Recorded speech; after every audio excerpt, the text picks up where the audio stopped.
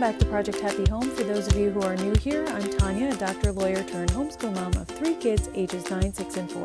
If you're interested in videos about secular homeschooling, raising a child with ADHD, and living a more essentialist lifestyle, you've come to the right place, so be sure to hit that subscription box down below the video. In today's video, I'll be showing you another workbook from Evan-Moor, and this one is Skills Sharpeners Geography for Grade 5. If you've been following my channel for a while, you know that we've been using Evan-Moor workbooks since we started homeschooling about 3 years ago, and I recently became an affiliate for them, and I'm happy to be an affiliate because I really think they make quality products. What being an affiliate means is that if you use the affiliate link located in my description box down below the video, I do receive a small commission for that. However, Evan-Moor sends me these workbooks in exchange for my honest review. So I do give you my honest opinion, good, bad, anything in between. The Skills Sharpener series is a little bit different than previous Evan-Moor workbooks because they are in full color. They present the information in a textbook / workbook style, which is really convenient, especially if you want your child to do independent work. I decided to go ahead and get the grade 5 because I really do have enough geography resources for this upcoming year for my eldest.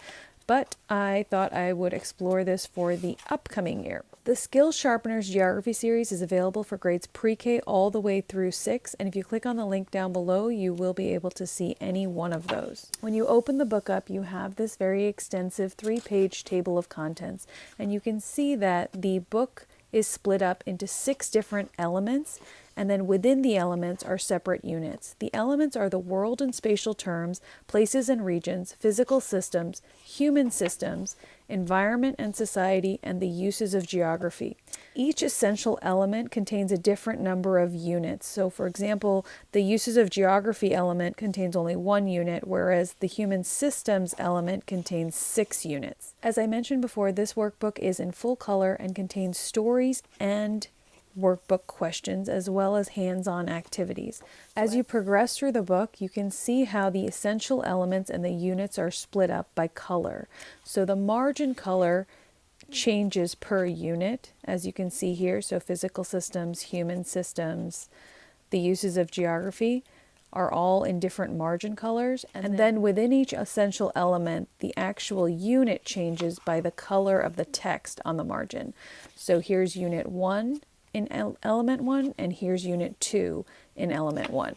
The type of activity is illustrated at the top of each page. For example, this page is about reading, this page is about visual literacy. Here you have another reading page, a visual literacy page, an application page, a vocabulary page, and a hands-on activity. I'll do a complete flip through of the book afterwards, but right now I just wanted to show you an example of one essential element and a few units within it, specifically the human systems element. So here you have a reading page about the Oregon Trail. It's designed to be a diary entry, and then you have another reading page here about the first human migration out of Africa. And you have a section about Homo sapiens, Ice Age, and extinction. And then there's a couple questions here for reading comprehension. There's really nice full color illustrations and captions here for the student.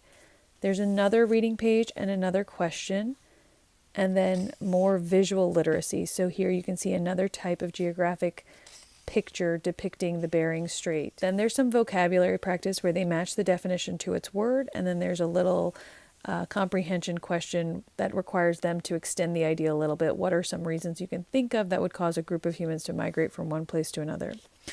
For each unit, there is a hands-on activity. So right here, they're making route maps. And all you need is really things you'll probably have around the house, like a white sheet of paper, a ruler, cotton balls, colored pencils, and warm coffee to make it look like an actual map from the past. There's another application page per unit, and here it says, if you were on one of the migration routes you read about, what supplies do you think would be essential for your family's survival? Write a list of what you would need and explain how it would be used. I really like how this book incorporates geography with reading comprehension, vocabulary practice, as well as a hands-on activity. So in this one book, you have a very well-rounded geography curriculum as far as I can tell. I've returned to the beginning of the book so we can do a quick flip through so you can see some of the pages here. So it starts off talking about globes and mapping a route, and Europe. And it goes on to traveling by train. Now we're in the United States and talking about the rainiest places and different areas and biomes like deserts and rainforests. Then we move into Mongolia and China with respect to dinosaurs and back into the United States. Then we're moving on to Asia with the Himalayas, and then Europe with the Alps and canyons. So we're talking about different types of landforms. As we continue the discussion of physical systems, we talk about mountains in Indonesia as well as back in the United States, and then volcanoes in Italy, the Serengeti, Costa Rica, the Arctic,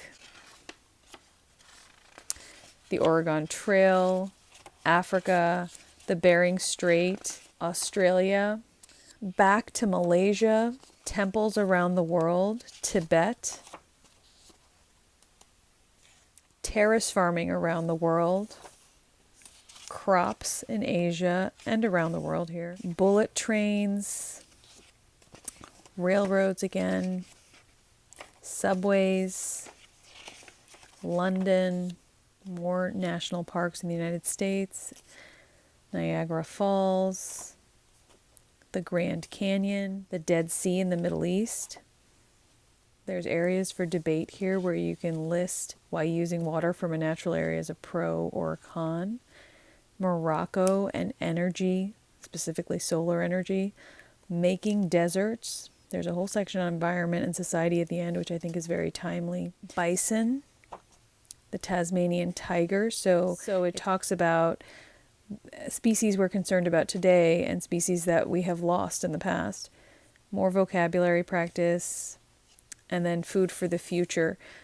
As always, there is an answer key in this book. I really like how Evan-Moor's Skill Sharpeners books have full page answer keys here. It makes it really easy for an older student to grade the work of a younger student.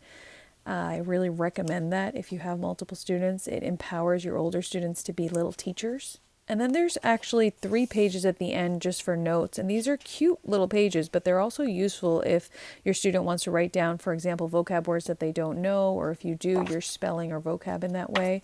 And I'll just do a really quick flip through again so you can see the full color spread and the variety of activities in this book. I'm actually really excited about this book. I think it's a really comprehensive trip around the world. And if you are looking for a way to solidify some geography skills without making it boring, this is a really good option for you. So as I mentioned before, these are available from pre-K through 6. They retail for about $9.99 each, and you can definitely see all the different versions if you click on my affiliate link in the description box down below. As always, you guys, I so appreciate your time. Thank you for spending some of it with me, and I wish you the very best day.